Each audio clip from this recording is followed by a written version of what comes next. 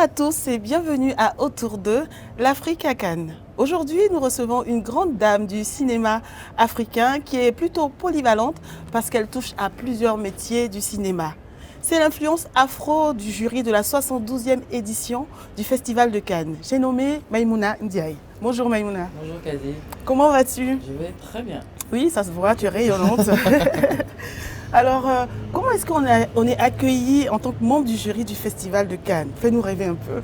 D'abord, je dirais merci au secrétaire général du festival et au président du festival qui m'ont honoré en me confiant cette lourde charge, cette lourde mission. Beaucoup de pression. Beaucoup de pression de participer à ce jury. Et on est très bien accueillis. On est accueillis, disons, à la hauteur de la grandeur de ce festival, à la hauteur de la qualité des films qu'on y voit, à la hauteur des personnes et personnalités qu'on y rencontre, à la hauteur du public chaleureux qu'il y a dans les salles. En gros, on est bien accueillis. Alors, ça ne m'étonne pas, je m'attendais plutôt à cette réponse. En plus, on est bien, on est sur la croisette, on a cette vue imprenable sur magnifique. La mer. Après, je continue, moi. Les bateaux. En tout cas, c'est que du bonheur d'être ici sur la croisette. En tout cas, même pour nous. Hein, même pour vous. Oui, je peux préciser ça. Alors, on va un peu parler de ton parcours, parce que si tu es là, tu as eu un parcours assez intéressant. Il y a pas mal de choses à dire. Ah oui? On va faire un petit résumé en images et on revient avec toi pour en parler un petit peu. D'accord. Le trophée francophone de l'interprétation féminine est attribué à Maïmouna Ndiaye pour son rôle dans le film L'œil du cyclone. Maïmouna Ndiaye qui a déjà remporté le prix d'interprétation féminine au FESPACO aux journées cinématographiques de Carthage il y a quelques jours pour son rôle dans L'œil du cyclone.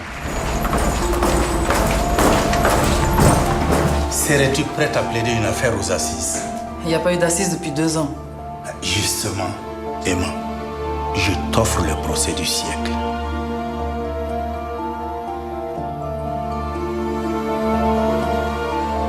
Coup et blessure volontaire.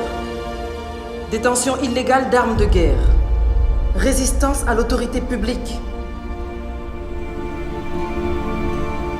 En tout cas, mademoiselle, si c'est vous qui allez le défendre, soyez extrêmement prudente avec cet homme. Parce que de l'expérience que j'en ai en Sierra Leone et au Congo, ils ont plus besoin d'un suivi psychologique que d'un procès. Tant qu'ils ne sont pas déconditionnés, ils restent toujours potentiellement dangereux. Si vous ne le renvoyez pas tout de suite en cellule, j'informe le président par la presse que sa police torture mon client pendant l'instruction. Vous avez été engagé dans le Front de Libération à 8 ans. Les enfants là, c'est les meilleurs soldats du monde. Fais-moi plaisir. Joue au con, qu'on puisse te descendre. Maïmouna Ndiaye, voilà, on voit que tu as commencé des études en médecine. Oui, et pareil. à un moment donné, il s'est passé quelque chose. Tu es passé au théâtre et ainsi a commencé ta carrière dans le théâtre, ensuite dans le cinéma. Parle-nous un peu de ce changement dans tes études. J'aimerais d'abord dire que vous savez que le théâtre est thérapeutique. Oui. Le cinéma aussi est thérapeutique. La musique est thérapeutique. Les arts sont thérapeutiques en général. Donc pour moi, c'est vraiment un changement, disons, de chaise ou de table, mais pour revenir à la même chose. C'est vrai que j'ai commencé par des études de médecine, comme ça se fait dans toutes les familles. On essaye de suivre le parcours idéal que les parents veulent qu'on suive. Oui. Et après, on a son caractère, on a son tempérament, on a sa propre personnalité et on fait ses propres choix. Et donc j'ai fait ce choix-là que j'assume parfaitement. Et je pense que vu là où j'en suis, j'ai réussi à arriver, je pense que les parents ils m'en veulent plus d'avoir changé de cap. Ils t'en ont voulu à un moment donné ou parce que tu l'as fait assez tôt, tu étais assez jeune? Je pense c'est pas qu'ils m'en ont voulu, mais ils ont eu peur, comme tout parent a peur que son enfant échoue ou n'y arrive pas. Ils ont eu peur, ils ont eu cette crainte-là et c'est tout à fait normal. Moi j'ai des enfants, j'ai aussi la crainte, tout le monde a la crainte de ne pas y arriver.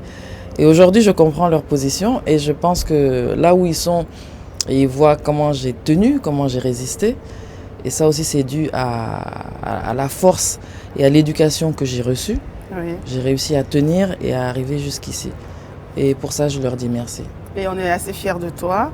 Mouna, tu es très bonne actrice, tu as du succès. Merci. On peut avoir du témoignage grâce à tes distinctions. Meilleure interprétation féminine au FESPACO en 2015 avec L'œil du cyclone. Tu as eu un grand prix au Sotigui Award et d'autres distinctions. Mais malgré tout, tu n'es pas restée sur tes acquis d'actrice, de très bonne actrice. Tu es quand même réalisatrice, productrice, auteure, journaliste et j'en passe. Pourquoi est-ce que tu tiens quand même à toucher à tous ces métiers? Pour moi, tous ces métiers se suivent en fait. D'accord. J'ai eu la chance de faire ma première pièce de théâtre avec Feu Sotigui Kouyaté. Un grand nom et paix à son âme. Avec Irène Tassambedo, oui. grande chorégraphe et comédienne internationale. Ensuite, la pièce de théâtre a été filmée par Jean Rouch, grand réalisateur de documentaires. L'écriture, l'adaptation de la pièce qu'a écrite Raliatou Tamsir Niane, la fille de Djibril Tamsir Niane, grand historien africain, a été adaptée par Jean-Claude Carrière, grand auteur. Je ne sais pas comment après ça j'aurais pu faire autrement. Mais comment tu fais pour être entourée de personnalités comme ça, de tout ce que tu tout ce à quoi tu touches? J'ai eu la chance j'ai eu la chance de commencer avec ces personnes-là. Oui. Et vu la qualité de leur travail, la qualité de leur professionnalisme, la qualité de la générosité qu'ils ont en eux, m'a donné envie de continuer. D'accord. Donc après bac au mariage, vu que c'était la première pièce et le premier film que j'avais fait, je me suis tout de suite inscrite dans une école de danse, puisque je savais, dans bac au mariage, je dansais, mais je ne savais pas mettre un pied devant l'autre. Donc Irène je me suis inscrite dans une école de danse, j'ai fait de la danse. J'ai fait du mannequinat comme tout le monde pour pouvoir payer mes études. J'ai fait des petits, aussi, physiquement, des petits boulots à gauche, à droite aussi. Rouge, franchement, ça fait la différence tout de suite. D'accord. Et donc, j'ai touché un peu à toutes ces petites choses-là. Et quand je me suis inscrite à Paris 3, à la Sorbonne, à l'Institut d'études théâtrales, j'ai rencontré un monsieur qui s'appelle Patrick Grosjean, qui est un monsieur qui fait du théâtre d'intervention, du théâtre de sensibilisation, on va dire. D'accord. Et tout ça m'a amené petit à petit à faire des petits documentaires sur une période, disons une parenthèse de crise en Côte d'Ivoire où j'ai été présente. Et le fait de ne plus pouvoir aller en tournée, de ne plus pouvoir faire des tournées, de ne plus pouvoir travailler m'a donné envie encore de témoigner de cette période-là. Donc je sortais avec ma caméra pour filmer, pour interviewer les gens dans le quartier, parce que c'était une période de couvre-feu, pour savoir comment les gens vivaient le couvre-feu, comment les gens vivaient le fait de ne pas sortir. Donc j'ai commencé à faire ces petits films-là. D'accord. Et petit à petit, je suis arrivée à faire des documentaires sur des femmes, sur des enfants. Et donc j'ai rencontré Pauline qui a fait injustement de la prison en Côte d'Ivoire. Et après 99 jours de prison, donc elle a été libérée. Et elle a monté une ONG pour s'occuper et aider les femmes qui ont des enfants qui naissent en prison et qui grandissent en prison. Un enfant qui naît dans un univers carcéral, c'est clair que l'aider son pipé d'avance. C'est un départ très difficile. C'est un départ très difficile. Et donc elle a monté cette ONG pour essayer de convaincre les femmes d'accepter de placer leur enfant le temps qu'elles purgent leur peine. Mais c'est pas toujours facile parce que c'est un cercle vicieux. Ces femmes-là ne veulent pas toujours se séparer de leur enfant parce qu'elles s'en servent d'abord par l'affection, et aussi elles s'en servent pour pouvoir être soutenues parce qu'elles reçoivent de l'aide d'ONG externes, parce qu'elles ont un traitement particulier, parce qu'elles ont des enfants qui sont en prison. D'accord. Donc toute cette complexité m'a amenée à vouloir parler de sujets complexes. Ensuite, j'ai fait un autre petit film très court sur un monsieur qui était un ami, mais qui était le docteur de ma voiture. Ça faisait 50 ans qu'il était en Afrique et qui est resté malgré les événements en Côte d'Ivoire et qui a demandé à être enterré auprès de sa femme en Côte d'Ivoire. Donc des sujets très touchants. Ensuite, j'ai voulu faire un documentaire sur une communauté, parce que j'habitais dans un quartier en Côte d'Ivoire qui s'appelle Blocos, où il y avait tout. Que je connais bien. Voilà, c'était une mini union africaine, on va dire, avec toutes les communautés qui y vivaient. Donc j'ai fait un documentaire sur la cérémonie de passage comment on appelle ces cérémonies C'est pas une fête de génération. Une fête de génération. La fête de génération du Blocos. J'ai fait un documentaire sur la fête de génération. Ah d'accord. Voilà. Ensuite, j'ai fait un documentaire là récemment sur les personnes qui souffrent de troubles mentaux au Burkina. Ils vivent difficilement. Enfin, les institutions ne sont pas encore adaptées. C'est pas encore adapté comme en Occident. J'ai écrit une pièce de théâtre sur, disons, des violences faites aux femmes. Un texte que j'ai écrit et que j'ai joué. Donc voilà, quand je suis pas prise dans des films pour jouer des rôles de personnages de femmes fortes, je m'occupe soit en écrivant, soit en faisant des documentaires. Parce que tu es une femme forte dans la vraie vie aussi, Mouna. Ça, je ne fais pas exprès. Bon, on le devine en tout cas. Et tu parles de la Côte d'Ivoire. Je sais que tu as beaucoup d'influences, déjà métisses de 2 pays africains. Hein, plusieurs pays africains. Je me demande comment tu composes avec toutes ces influences. C'est certainement une richesse, mais à quelle culture tu t'identifies au final? J'aime dire que je suis panafricaine internationale d'origine africaine. D'accord, bien dit. Je connais mes cultures ou ma culture et je ne vois pas ma couleur. Très belle phrase. Exactement comme les enfants. Oui. Si vous voyez les enfants dans les écoles primaires, les tout petits, ils jouent entre eux. Ils jouent au même jeu, ils pleurent aux mêmes douleurs. On a des émotions, quand on est amoureux ou quand on a mal au même endroit. Quand on rit de la même façon, ce sont les dents qu'on voit. Quand on pleure, les larmes, elles coulent par les yeux. Donc je pense que pour moi, c'est une richesse d'appartenir, disons, à toutes ces cultures. Et même si j'ai eu la chance, parce que c'est aussi la chance, d'avoir pu faire mes études en France, et que j'ai vécu dans plusieurs pays africains, pas seulement 2. D'accord. Pour moi, c'est une énorme richesse. Et tu n'as pas hésité à revenir en Afrique après tes études et ton début de carrière en France? En fait, j'ai juste changé de domicile. D'accord. J'aime dire que j'ai changé de domicile. C'est le monde. Oui. Quand j'étais en France, je venais assez souvent en Afrique. Et je me suis dit, bon, comme j'aime pas trop avoir froid, je préfère avoir chaud que froid. J'ai dit, je vais juste changer de domicile, puisque je fais la même chose dans l'autre sens. Je viens presque plus en France depuis que je suis installée en Afrique. D'accord, on parle d'Afrique et moi j'ai envie de parler de la place de l'Afrique au Festival de Cannes. Je sais que tu as très peu de temps vu ton planning serré, mais en plus du pavillon des cinémas du monde, on a 2 innovations cette année. C'est le pavillon Afrique, au pluriel du festival, et le pavillon des cinémas d'Afrique. Donc 2 pavillons en plus. Est-ce que tu trouves que c'est assez ou est-ce qu'il en faut plus en termes de présence africaine à ce festival mondial, international? Une innovation à Cannes par rapport au pavillon Afrique, oui. Mais je pense qu'il y a toujours eu une présence africaine à Cannes. Oui. Même si on ne la voyait pas, mais je pense que c'est aussi à nous de prendre ces opportunités-là et de les mettre en avant. Si on vous donne une chaise pour vous asseoir, vous n'allez pas vous asseoir à côté, sur le balcon. Donc il faut en profiter. Je dirais ça comme ça. C'est bien. Que ce soit pas assez, je ne sais pas, je ne peux pas le dire, mais en tout cas c'est un début. Il faudrait qu'il y en ait plus et c'est aussi à nous de savoir attraper ces opportunités-là.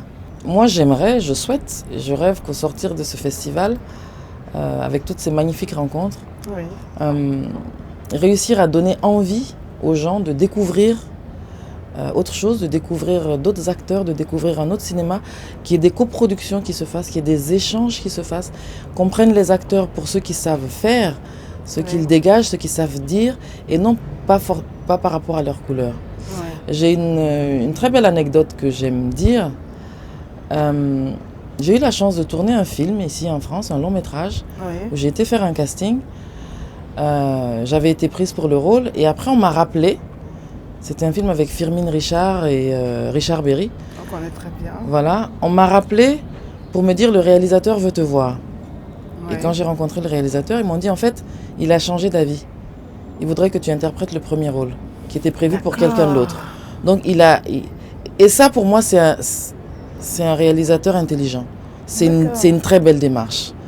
Et il n'est pas resté figé sur Il n'est pas resté figé sur son choix, il m'a vu et ça lui a donné envie que ce soit moi qui interprète le premier rôle. C'était une superbe expérience, j'ai passé un très bon moment et j'aimerais qu'il y en ait plus qu'il y en ait plus. On va revenir sur toi, Mouna Ndiaye, pour parler du FESPACO. Il y a quelques mois, c'était le cinquantenaire et tu étais l'égérie de ce cinquantenaire. On t'a vu tu es au courant de tout.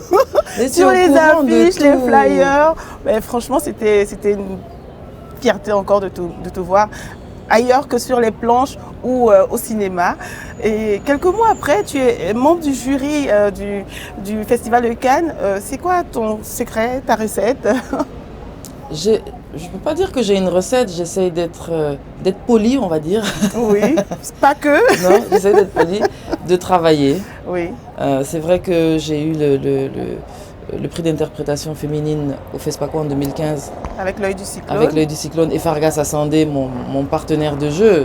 J'étais très contente de partager ce prix avec lui. On a joué ensemble cette pièce pendant 10 ans, avant qu'elle ne soit adaptée au cinéma, dont l'auteur est Luis Marquez et ça a été réalisé par Sékou Traoré.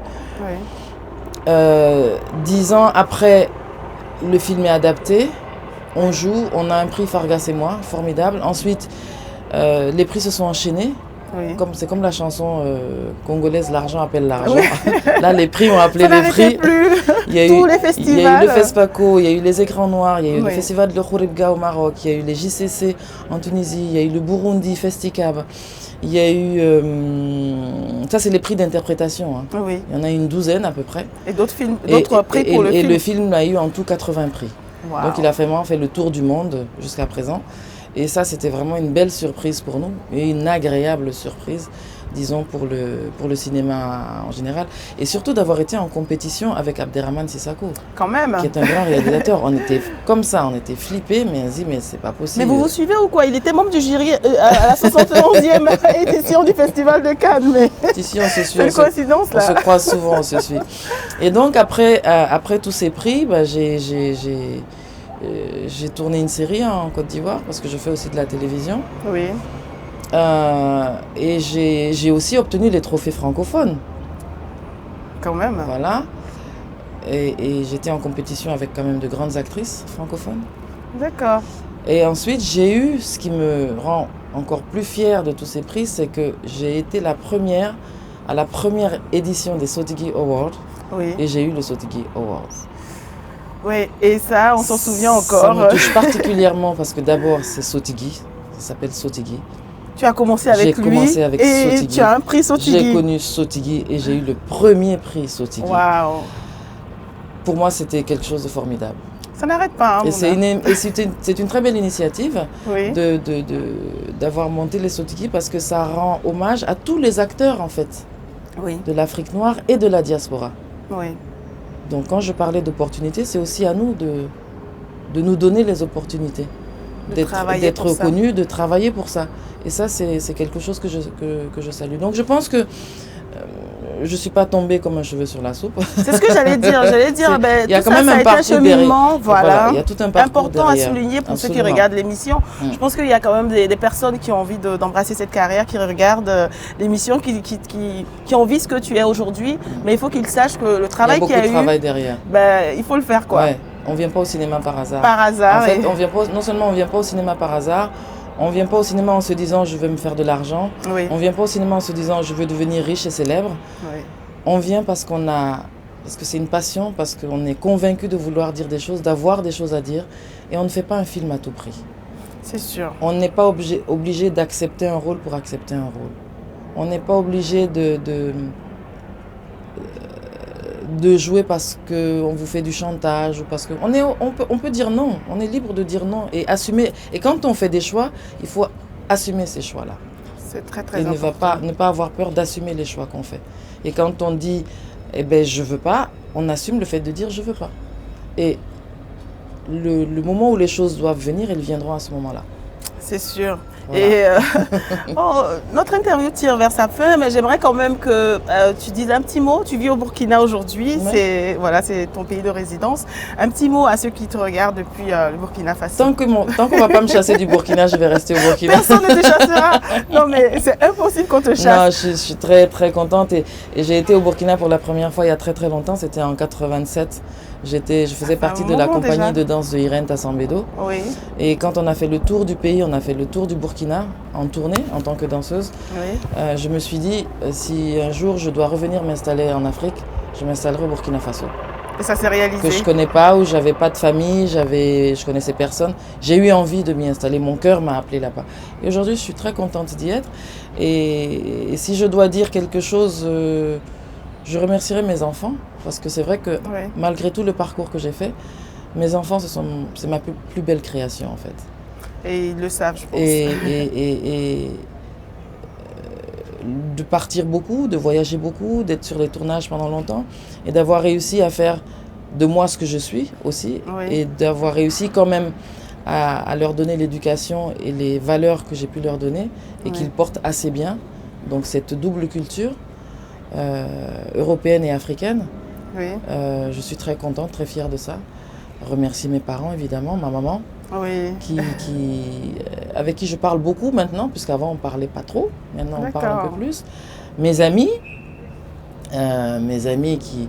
Parce qu'il faut pas croire que ce métier c'est rose ou c'est jaune tout le temps. Hein.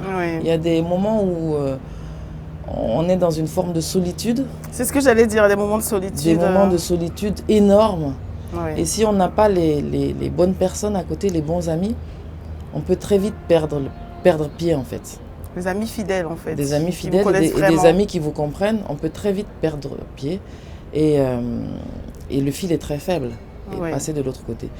D'où aussi peut-être mon intérêt pour la santé mentale et le sujet que j'ai fait sur la santé mentale. D'accord. Et c'est ce que je dis à mes...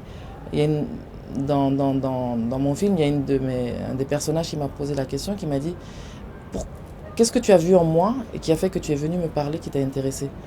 J'ai dit, si un jour je me retrouve seule, ou que je me retrouve dans la rue en train de marcher, ou que j'ai perdu la tête, j'aimerais bien que les gens viennent me parler et n'aient pas peur de venir vers moi.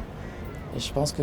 Ça l'a touché, j'imagine. Oui, on doit tous avoir cette démarche-là, de parler, de dire les choses. Quand ça ne va pas, on dit que ça ne va pas.